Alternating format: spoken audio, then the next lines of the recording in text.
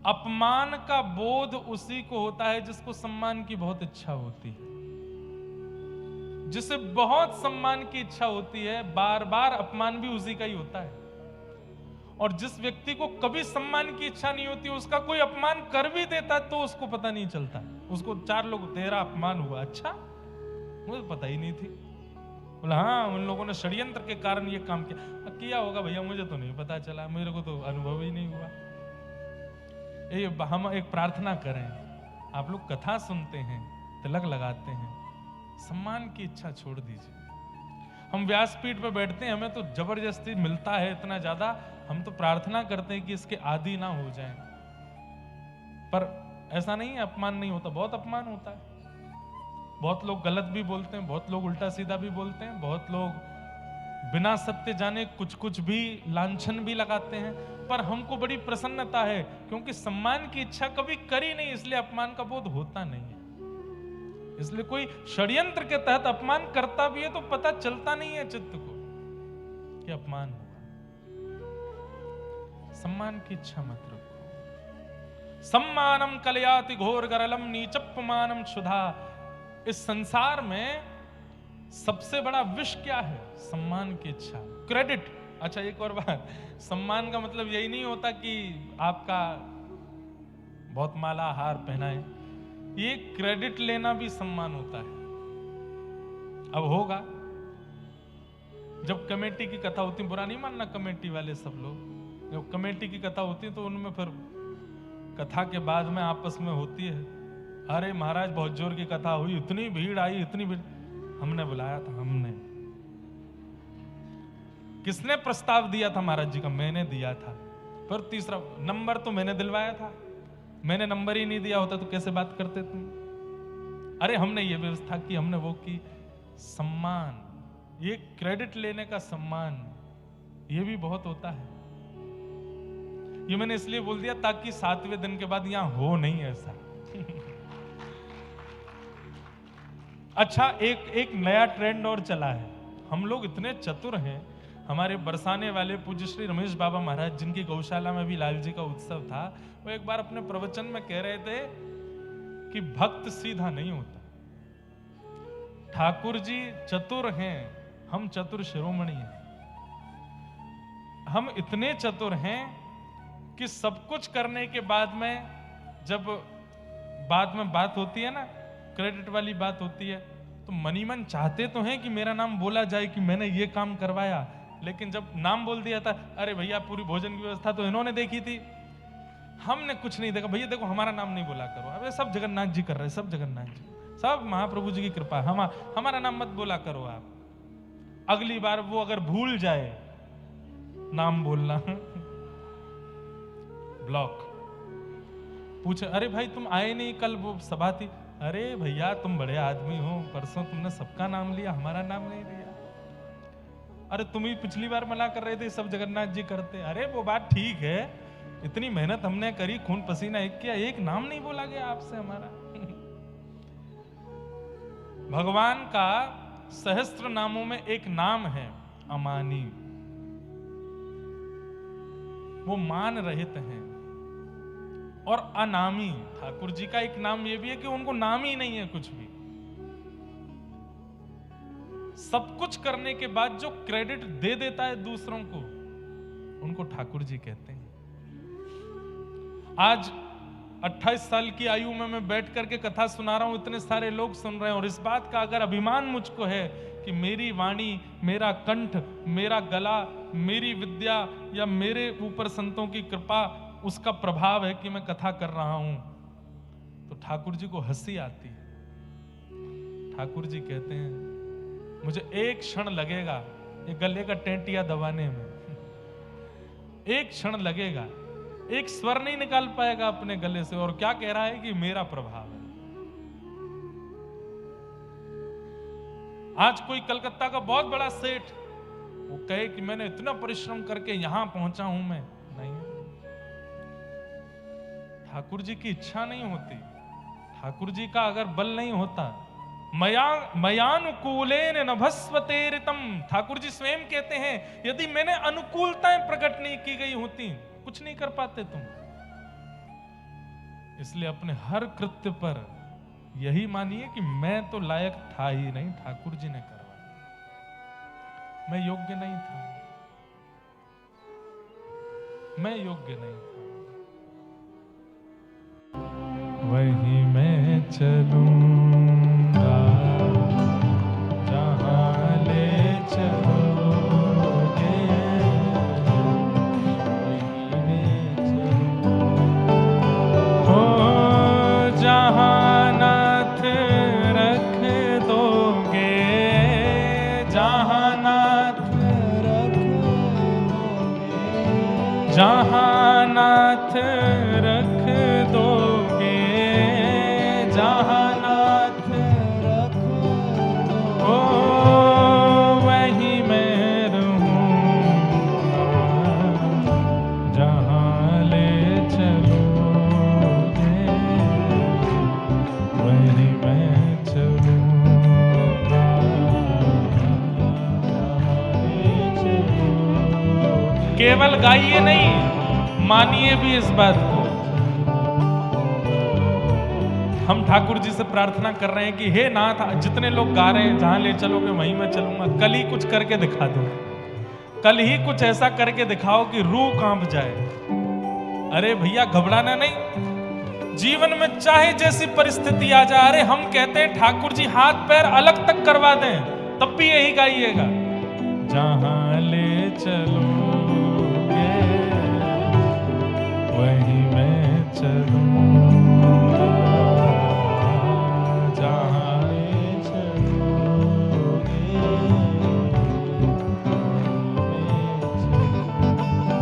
ओ तुम्हारे ही दिल है, ये रातें तुम्हारी, कृपा दृष्टि सब पर रहती तुम्हारी, तुम्हारे दिल है, ये रातें तुम्हारी, कृपा दृष्टि सब पर रहती तुम्हारी। ओ तुम्हें छोड़ कर नाथ, तुम्हें छोड़ कर नाथ, हाँ तुम्हें छोड़ कर नाथ, तुम्हें छोड़ कर मैं किस से कहूँगा, जहाँ ले चलोगे वही मैं चलूँगा, जहाँ ले चलोगे। करताल बजा के गाओ, जहाँ ले चलोगे वही मैं चलूँगा, जहाँ ले चलोगे। ओ जहाँ नाथ रख दोगे,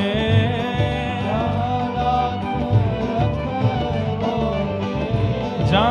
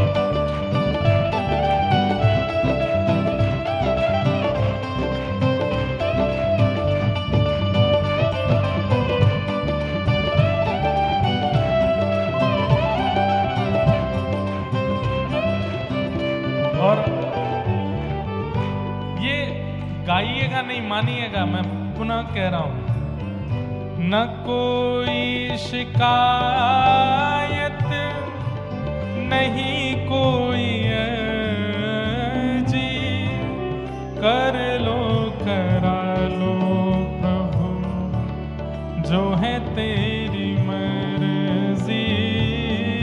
न कोई शिकायत नहीं कोई अर्जी, कर लो करा लो जो है तेरी मर्जी। ओ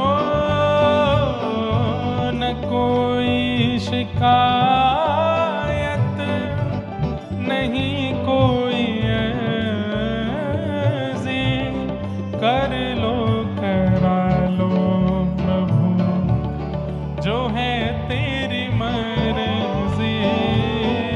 न कोई शिकायत नहीं कोई अर्जी, कर लो करा लो प्रभु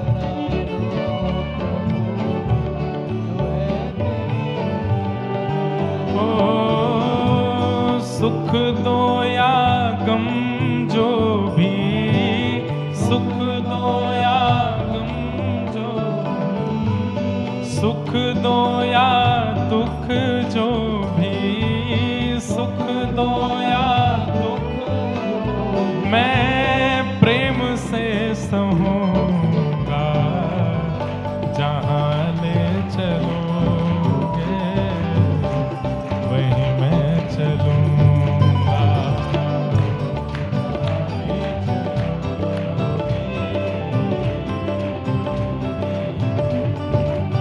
वे जहाँ नाथ रख दोगे, ओ जहाँ नाथ रख दोगे, हाँ वहीं मैं रहूँगा, जहाँ ले चलोगे वहीं मैं चलूँगा, जहाँ ले चलोगे। राधे राधे गोविंद गोविंद, राधे राधे राधे गोविंद गोविंद, राधे राधे गोविंद गोविंद, राधे राधे गोविंद। भैया जितने उत्साह में आप लोग कीर्तन में कथा में रहते हो, बस ऐसे ही उत्साह में पूरे जीवन रहना है। चाहे कष्ट आवे, दुख आवे, दारिद्र आवे, बस इसी सुख के साथ गाना है। राधे राधे गोविंद गोविंद, राधे श्री राधे राधे गोविंद गोविंद, राधे हे गोविंद राधे गोपाल राधे, हरि गोविंद राधे गोपाल राधे, हे हरि गोविंद राधे गोपाल राधे, हरि गोविंद राधे गोपाल राधे। एक पिक्चर आई है, उसका नाम है बॉर्डर 2। उसमें वो अपने सैनिकों से पूछते हैं कि जय जय हिंद की आवाज कहां तक जानी चाहिए। वो कहते हैं लाहौर तक जानी चाहिए। ऐसे ही हम भक्त समूह से कह रहे हैं कि भैया कीर्तन की आवाज कहां तक जानी चाहिए? जगन्नाथ। अरे वृंदावन तो बहुत दूर होगा, थोड़ी लॉजिकल बात करो।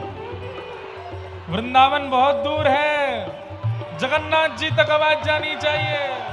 हे गोविंद राधे गोपाल राधे, हरि के 4 चरण सत्य, दान, दया और पवित्रता। आजकल के युवा बालकों में एक बात सुनने में आती है, आज तो रविवार है, आज क्यों नहाए हम।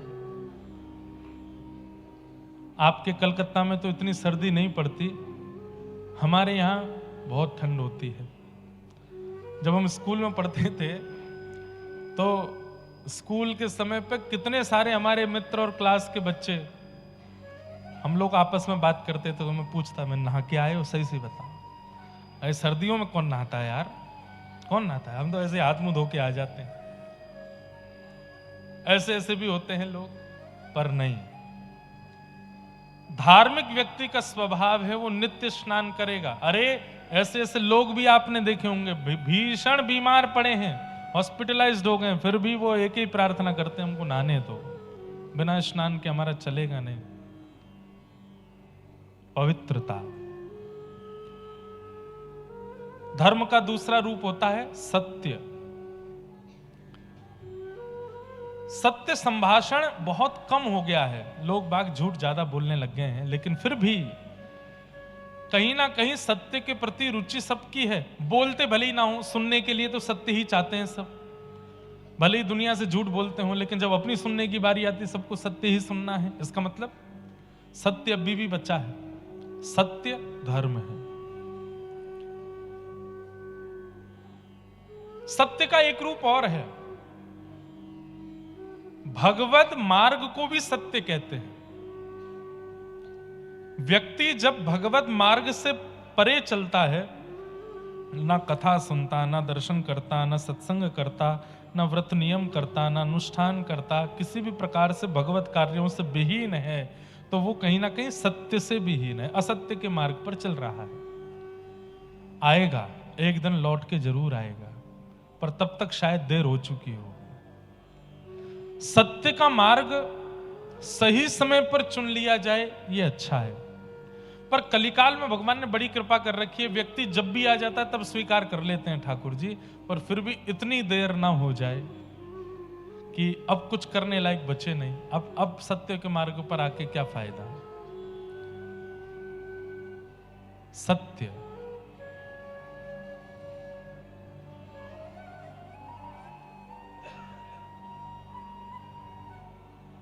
ये कथा पंडाल में हो रहा है कि बाहर हो रहा है?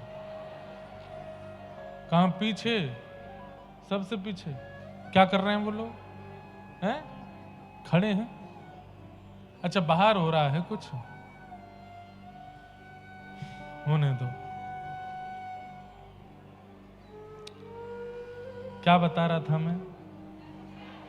हैं? सत्य।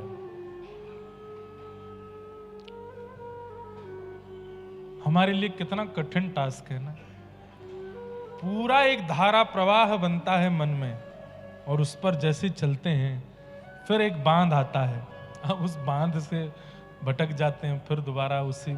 देखो ये नामदेव जी महाराज ने कथा कीर्तन के बड़े नियम बताए, उसमें कथा के बीच में विघ्न आने को कितना बड़ा पाप बताया गया।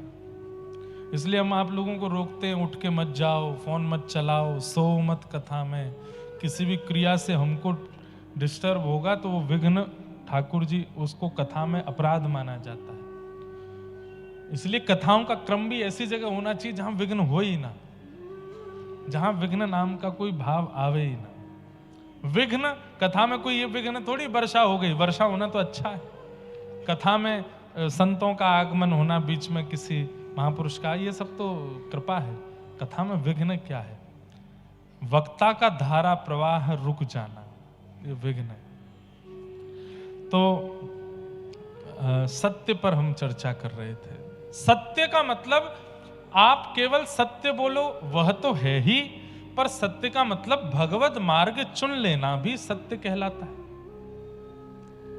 जब तक आप भगवत मार्ग नहीं चुन रहे हैं तब तक आप असत्यगामी ही हैं, लेकिन भगवत मार्ग चुनते हैं तुरंत आप सत्यगामी हो जाते हैं। तो सत्य, पवित्रता। तीसरा धर्म का स्वरूप होता है दान। दान, असहाय को दान, जरूरतमंद को दान। पर दान के रूप में हम धन को प्रायोरिटी देते हैं, दान के रूप में हम वस्त्र को प्रायोरिटी देते हैं, दान के रूप में हम अन्न को प्रायोरिटी देते हैं। पर शास्त्रों ने आज्ञा की सबसे श्रेष्ठ दान क्या है? ज्ञान का दान। किसी को ज्ञान मार्ग पर ले आना, किसी को भक्ति मार्ग पर ले आना, किसी कथा को सुना के, प्रवचन को सुना के, कोई अच्छी बात बता करके किसी को भगवत मार्ग का अनुगामी बना देना, सबसे बड़ा दान किया आपने। उसके जीवन को पूरा परिवर्तित कर दिया। इसलिए कथा में बंधुओं सूत्र लेकर के जाया कीजिए, और जो कथा में नहीं आते उनको सुनाया कीजिए जाके, और ऐसे ऐसे सूत्र इकट्ठा किया कीजिए कि जिसको सुनाने से उसके चित्त में भक्ति प्रकट हो, ताकि वो भी भगवत मार्ग में आवे। फ्लाइट जब टेक ऑफ होता है तो उससे पहले एयर होस्टेस अनाउंसमेंट करती है कि ऑक्सीजन लेवल कम होने पर ऑक्सीजन मास्क नीचे आ जाएंगे, पर अपना मास्क पहले लगाएं, फिर दूसरे का लगाएं। तो हम जब स्वयं देख रहे हैं कि हम भक्ति मार्ग पर आ चुके हैं, अब हमारा प्रयास होना चाहिए कि हम औरों को भी इस मार्ग का अनुगामी बनावें, उनको भी इस मार्ग का अनुसंधान करवावें। लेकिन हाँ, पीछे ही मत पड़ जाना। करो, तुम तो चलो, कथा में ही चलो, तुमको तो जगन्नाथपुरी जाना ही पड़ेगा, महाप्रसाद पाना ही पड़ेगा। एक आध दो बार में रुचि नहीं बनती है तो फिर छोड़ दो। देखो, संसारी व्यवस्थाओं के लिए जिद अच्छी है, पर भगवत सेवा में एक दो बार से ज्यादा जिद नहीं करनी चाहिए। इतनी सस्ती नहीं है भगवत भक्ति कि आप किसी के पीछे ही पड़ गए हो कि लगे रहो, ऐसे करेगा करेगा, कैसे नहीं करेगा ना। एक आध बार में मान जाए तो अच्छा, नहीं माने तो छोड़ो। तो सत्य, दान, पवित्रता, और चौथा धर्म का लक्षण है दया, करुणा, दया। भक्ति का स्वरूप है कि भक्त के अंदर दया होती ही होती है। भक्ति आएगी तो उसके अंदर पवित्रता, उसके अंदर दानशीलता, उसके अंदर दया आएगी। अगर कोई अपने आप को भक्त घोषित करता है और दया नाम की वस्तु नहीं है उसके अंदर, भक्त नहीं है वो। असुर होते हैं वो जिनमें दया नहीं होती। बंधुओं, दया हम आप सब लोगों की कितनी पराकाष्ठा है दया की, कि हम किसी का दर्द देख करके सुन करके दुखी हो जाएंगे, बहुत ज्यादा दुख दर्द देख करके भी हम रोने लगेंगे। पर दया की ऐसी ऐसी पराकाष्ठा, दया की ऐसी ऐसी पराकाष्ठा अनुभव की गई हैं।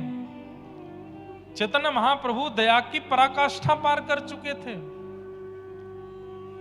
अरे छोटे से कीट पतंगों को देख करके भी उनके मन में दया आ जाती थी कि इसका उद्धार कैसे होगा, इसका कल्याण कैसे होगा। ये कीट बन गया, ये चेंटी बन गया, ये पतंगा बन गया, ये छिपकली बन गया, ये बन गया, इसका उद्धार कैसे होगा।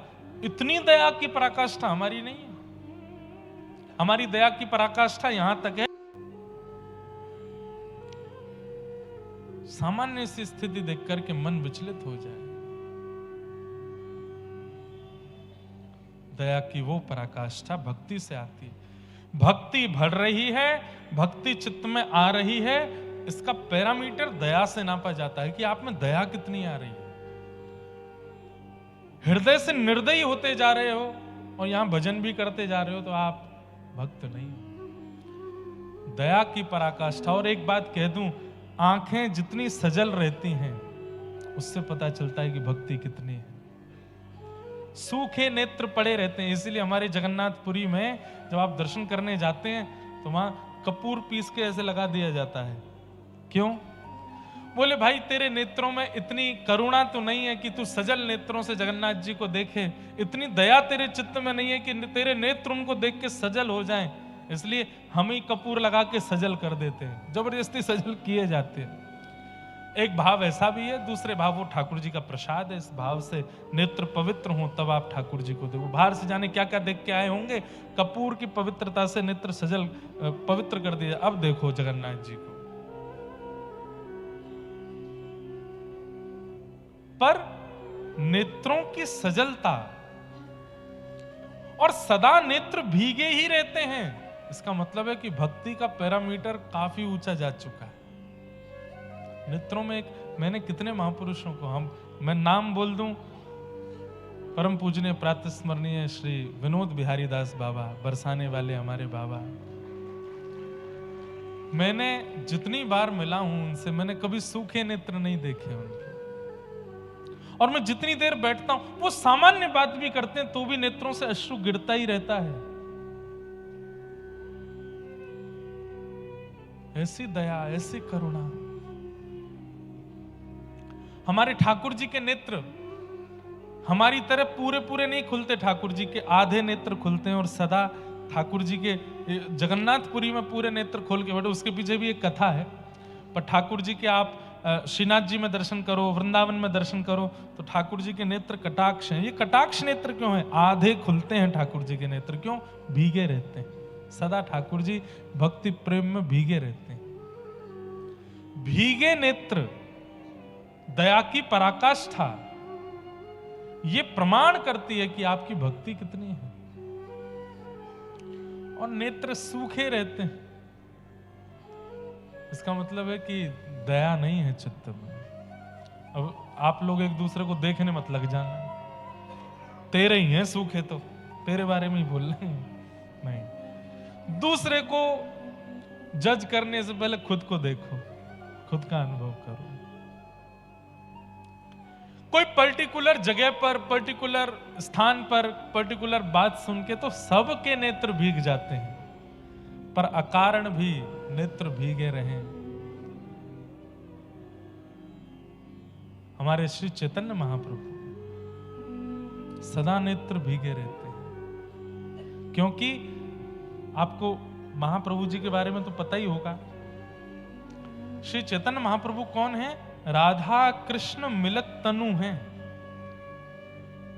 ठाकुर जी व्रजमंडल छोड़ करके द्वारिका गए तो किशोरी जी को, ब्रजवासियों को, व्रज की गोपियों को इतना विरह देकर के गए कि लीला पूरी करने के बाद ठाकुर जी के मन में आया, मैंने इतना विरह दिया है किशोरी जी को, इतना विरह दिया है गोपियों को, अब इसके समान विरह जब तक मैं सहन नहीं कर लूंगा तब तक मेरे चित्त को शांति नहीं पड़ेगी। उसके लिए मुझे किशोरी जी के भाव में आना पड़ेगा। तब श्री कृष्ण किशोरी जी के भाव में प्रकट हुए इसी बंगाल की भूमि पर श्री चैतन्य महाप्रभु। जिस प्रकार किशोरी जी पुकारती हैं ठाकुर जी को, किशोरी जी ढूंढती हैं ठाकुर जी को, उसी प्रकार श्री कृष्ण चैतन्य महाप्रभु के रूप में कृष्ण को ही ढूंढ रहे हैं। अद्भुत है चैतन्य चरितामृत। भीगे रहते हैं, ढूंढते रहते हैं, कहां है श्याम सुंदर।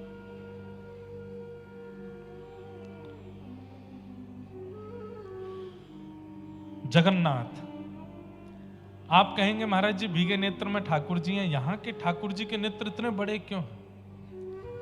ये ऊपर की जो पलक है ना, और ये पलक के ऊपर की जो त्वचा है, अगर ये किसी की हो ही ना तो उसके नेत्र जगन्नाथ जी जैसे हो जाएंगे।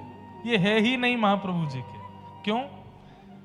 ब्रजवासी और किशोरी जी के विरह में महाप्रभु जी का तन पिघल गया है, इसीलिए हाथ भी नहीं है, भुजा भी नहीं है, चरण भी नहीं है, मुखमंडल भी नहीं है। ये पिघल गए हैं, इसलिए बड़े बड़े नेत्र दिखते हैं महाप्रभु जी के। नहीं तो इस पूरे ब्रह्मांड में यदि ठाकुर जी की विरह की पराकाष्ठा यदि कहीं है तो वो महाप्रभु जगन्नाथ जी हैं। विरह की पराकाष्ठा में इतना विरह हुआ ब्रजवासियों का कि तन पिघल गया ठाकुर जी का। इतना याद करते हैं ठाकुर जी ब्रजवासियों को। उधो मेरी मैया से जा कहियो, उधो मेरी मैया से जा कहियो, तेरो कान्हा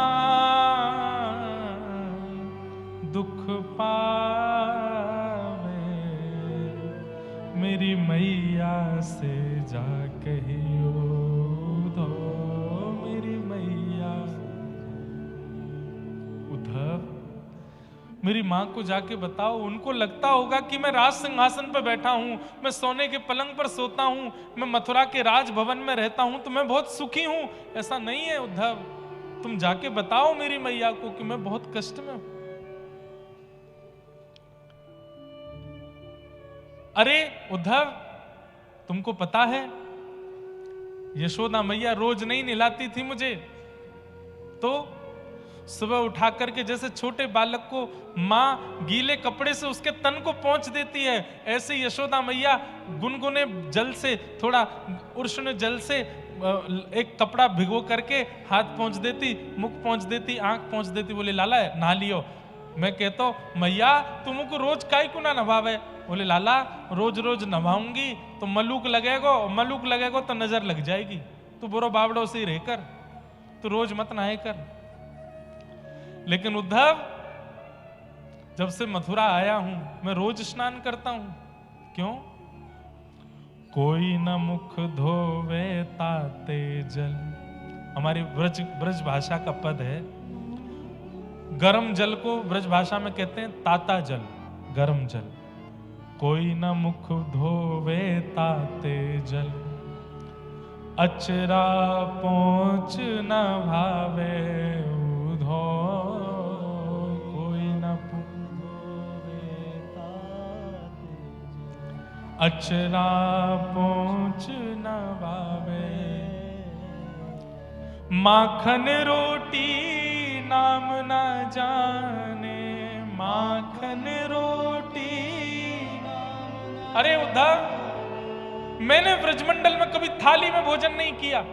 तो यशोदा मैया एक हाथ में मक्खन लेके रहती, एक हाथ में रोटी लेके चलती, और मक्खन रोटी कहीं भी एक दूसरे में मिला करके मुंह को पवा देती। मैंने थाली देखी नहीं, और यहां 56 भोग का थाल बन करके सामने आता है। उद्धव, माखन रोटी नाम न जाने, माखन रोटी नाम न जाने। कनुआ कहे मोहे कोई न बुलावे,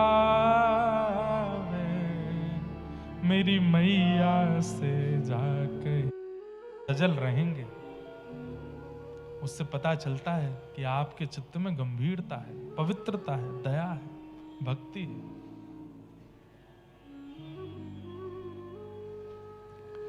तो सत्य, दान, दया और पवित्रता धर्म के 4 चरण हैं। अगर ये चारों स्थिति आपके जीवन में नहीं है तो आप धार्मिक नहीं हो। इसलिए ज्यादा से ज्यादा मात्रा में इन 4 भावों को चित्त में लाओ, सत्य, दान, दया और पवित्रता। कलयुग में केवल एक चरण बचा है धर्म का, उसका नाम है सत्य। दया, पवित्रता और दान खत्म हो चुका है। आप लोग जिस दया, पवित्रता और दान का दर्शन करते हैं वो श्रेष्ठ नहीं है। पवित्रता केवल तन की रह गई है, मन पवित्र नहीं है लोगों का। कैसे कैसे लोग हमने देखे आजकल बंधुओं, तीर्थों में और वहां निवास करने वाले, वहां पर रह करके भजन करने वालों से कितने बड़े बड़े पाप हो रहे हैं। तन पवित्र है, मन पवित्र नहीं है। दया, पवित्रता केवल तन की रह गई है, मन पवित्र नहीं है लोगों का। कैसे कैसे लोग हमने देखे आजकल बंधुओं, तीर्थों में और वहां निवास करने वाले, वहां पर रह करके भजन करने वालों से कितने बड़े बड़े पाप हो रहे हैं। तन पवित्र है, मन पवित्र नहीं है। दया के नाम पर भी केवल फोटोग्राफी और यही सब चल रहा है। किसी पर दया करके दान पुण्य भी करेंगे तो जब तक कैमरा ऑन नहीं होगा तब तक दान नहीं करेंगे। दया दान भी केवल दिखावा बन चुका है। तो केवल सत्य बचा है इस संसार में, बस उसको संभालिए।